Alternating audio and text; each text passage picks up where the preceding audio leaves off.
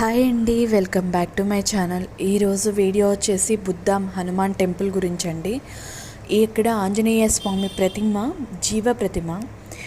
మేము రీసెంట్గా బుద్ధం ఆంజనేయ స్వామి టెంపుల్ని అయితే విజిట్ చేశాము.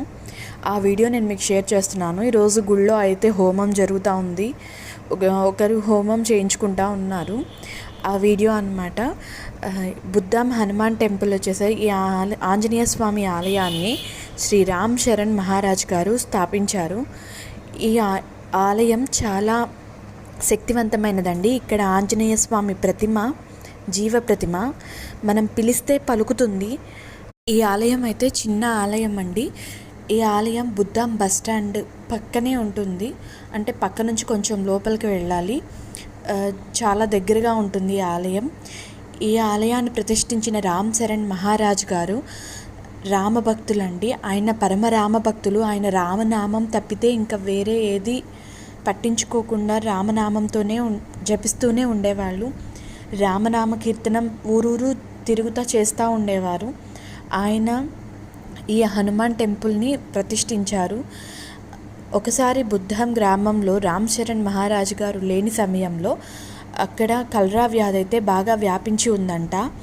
ఆ సమయంలో అందరూ ఊరు చివరికి వెళ్ళిపోయి ఉండటం, ఆరోగ్యాలు పాడైపోతే అందరూ ఈయన్ని అడగగా ఆయన ఆంజనేయ స్వామి అందరినీ రక్షిస్తాడు అని చెప్పి తెనాలి వచ్చి ఆంజనేయ స్వామి విగ్రహాన్ని చెక్కించుకొని ఆ విగ్రహాన్ని తీసుకొని ఊరు వస్తూ ఉండగా రాత్రి సమయంలో ఆ విగ్రహం ఆయన నడవలేక ఒక కాలువ లాంటి దాంట్లో చిక్కుకుంటే ఆ విగ్రహాన్ని తీసుకుని బయటికి రాలేకపోతే ఇబ్బంది పడతా స్వామివారిని తలుచుకున్నప్పుడు ఆంజనేయ స్వామి ఒక వ్యక్తి రూపంలో వచ్చి ఆ విగ్రహాన్ని పట్టుకొని ఆయన్ని ఆ కాలువ దాటించారనమాట. అప్పుడు స్వామివారు రామ్ చరణ్ మహారాజు గారికి మాట ఇచ్చారు, ఇది నా స్పర్శ తాకి జీవ ప్రతిమ అయ్యింది, నీ మాటకి ఎప్పుడూ అసత్యం అంటదు నువ్వు అని చెప్పారనమాట.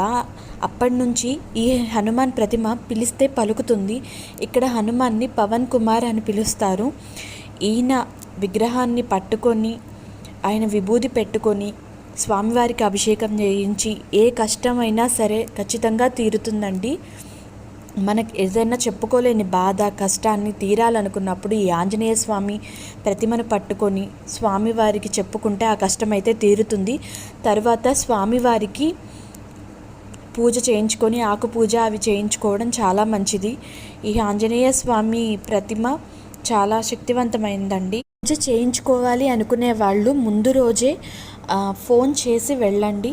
నేను వీడియో లాస్ట్లో షేర్ చేశాను ఫోన్ నెంబర్స్, పూజారి గారి ఫోన్ నెంబర్స్. అవి మీకు ఎప్పుడైనా సరే ఏదైనా తీరని కష్టం వచ్చినా ఏదైనా బాధ వచ్చినా ఈ ఆంజనేయ స్వామి పిలిస్తే పలుకుతారు. మామూలుగానే ఆంజనేయ స్వామి త్వరగా ప్రసన్నమవుతారు నిష్ఠగా చేస్తే. మీరు ఎప్పుడైనా సరే ఈ టెంపుల్ అయితే విజిట్ చేయండి. ఈ టెంపుల్ బాపట్ల రేపల్ల రూట్లో ఉంటుంది. బాపట్ల నుండి దగ్గర, చందోలుకి ఇంకా దగ్గర. బుద్ధం బస్ స్టాండ్ పక్కనే ఉంటుందండి నామప్రయాగ. ఈ ఆలయం విశిష్టత అయితే మనం చెప్పలేమండి. ఎంతోమంది ఈ ఆలయాన్ని దర్శించి కష్టాలు పోగొట్టుకున్న వాళ్ళు ఉన్నారు. మీరు కూడా తప్పకుండా ఈ ఆలయాన్ని అయితే ఒకసారి దర్శనం చేసుకోండి. ఈరోజు వీడియో అయితే ఇంతేనండి. మీకు ఈ వీడియో నచ్చితే లైక్ చేయండి, షేర్ చేయండి, కమెంట్ చేయండి, సబ్స్క్రైబ్ చేయండి. Thank you.